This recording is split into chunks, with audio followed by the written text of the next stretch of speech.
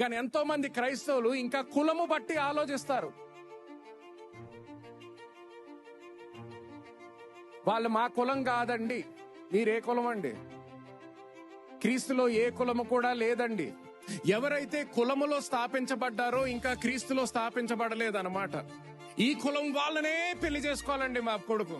So నీకు సువార్త లేదు, బైబిల్ ఉంది, ఆదివారం సంఘానికి వెళ్తావు, కానీ ఇంకా పాత ఆలోచనలు, ఇంకా మనసు మారలేదన్నమాట. ఆ విషయంలో వేరే విషయాల్లో మారుండొచ్చు, కానీ ఆ విషయంలో ఇంకా మనసు మారలేదు. ఆ విషయంలో ఇంకా సువార్త నీ జీవితంలో స్థాపించబడలేదన్నమాట. పాత ఆలోచనలతో జీవిస్తున్నావు. సో ఈ నూతన సృష్టిగా మార్చబడ్డావు కాబట్టి ఈ నూతన స్వభావాన్ని ధరించు అంటాడు. ఈ విధముగా చేసిన తర్వాత ఏమవుతుంది? క్రమముగా క్రీస్తులో ఎదుగుదల. హల్లెలూయా. ఇప్పుడు క్రీస్తులో ఎప్పుడైతే ఎదుగుదల ఉంటుందో నీ జీవితంలో, అక్కడ నిజమైనటువంటి స్వాతంత్రము అనుభవిస్తావు. హల్లెలూయా.